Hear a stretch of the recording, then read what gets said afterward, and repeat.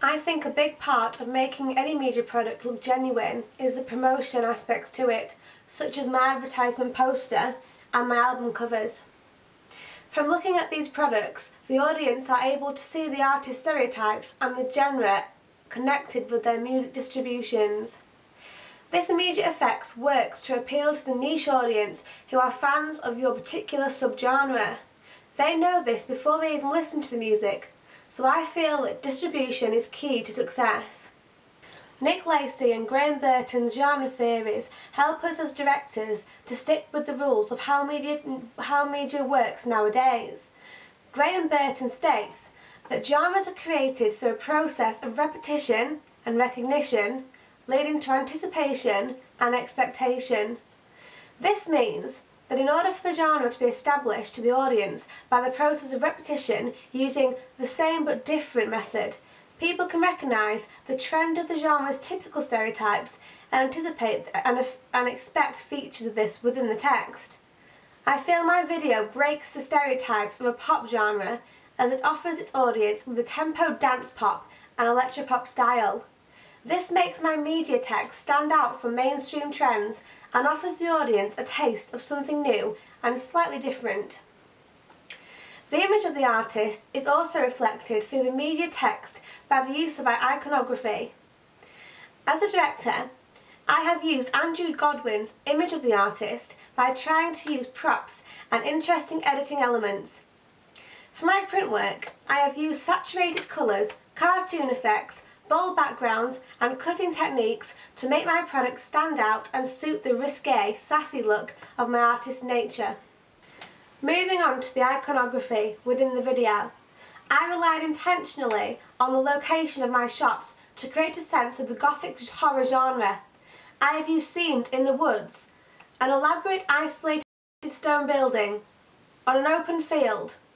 I have used the darkness of the sky to my advantage by shooting in the late evening to catch the dim, creepy feeling of the surroundings. I have used blood.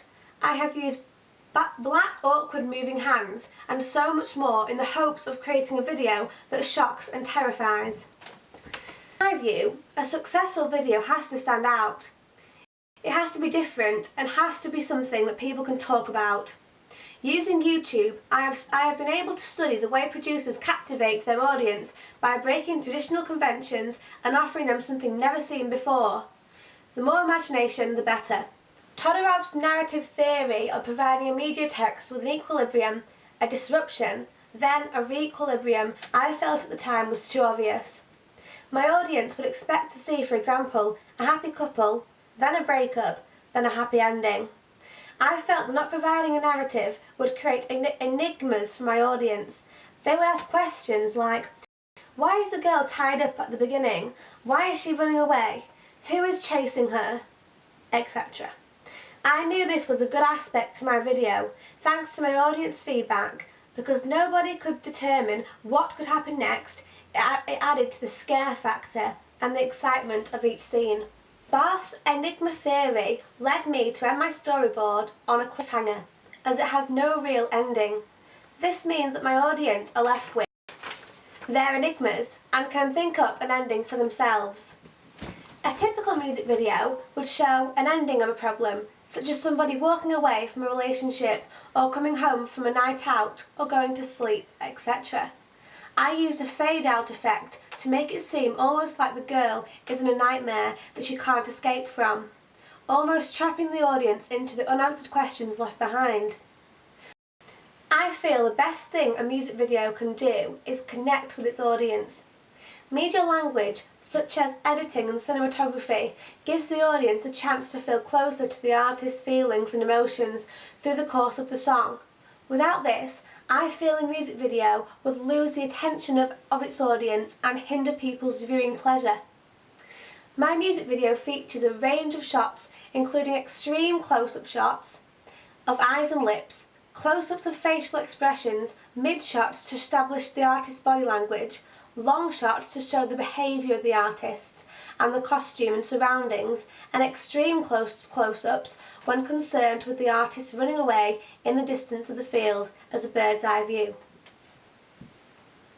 The song Disturbia is a very fast-paced song sung by a female artist, Rihanna. The message behind the lyrics is the idea of love driving you insane. Typical conventions of a pop music video include a completely studio-based performance. Usually bright lighting is used with fast cuts. There's usually a narrative running through the song that's easy to identify in the video. There's usually a feel-good happy ending, and there's reference to female sexuality, most wearing skimpy clothing. I have researched artists who have made songs of the pop genre, and they all express the typical conventions mentioned previously.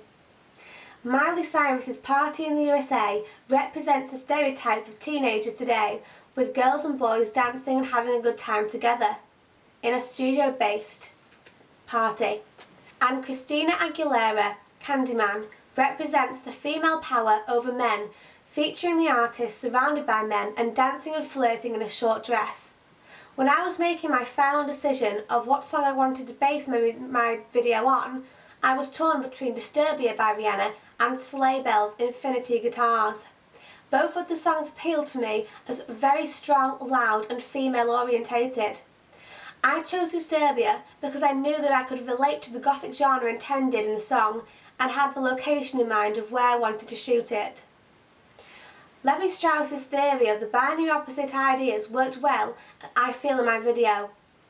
My opposite ideas are the innocent connotations of the girl in the pure white dress and the evil possession of love. I felt that my audience can determine these binary opposites, and I also feel that this challenges the conventions of real media texts, as the evil possession of love isn't a character. It's almost a supernatural being that's chasing her and scaring her. The fact that the artist poses as the main protagonist links in with the typical conventions, as this is mostly the case in many pop videos. Also, I've displayed the typical conventions of the fast-paced editing and the close-ups. However, I feel that without the fast-paced editing, I wouldn't be able to make the clips fit in with the music, and without the close-ups, I wouldn't have been able to create as big an impact with the hands, the eyes, and the face. I feel that my artist's iconography displays the bad girl nature of my artist with the red dress, the location in the woods, the stone building, etc. Andrew Goodwin and Peter Fraser's ideas of intertextuality have helped me to create a more established look and design for my artist. The way the artist looks and portrays themselves in music videos, I think, is important to the look of the artist. The alternative ideology of the video is the key ingredient to the feel of the video, that evil rules all.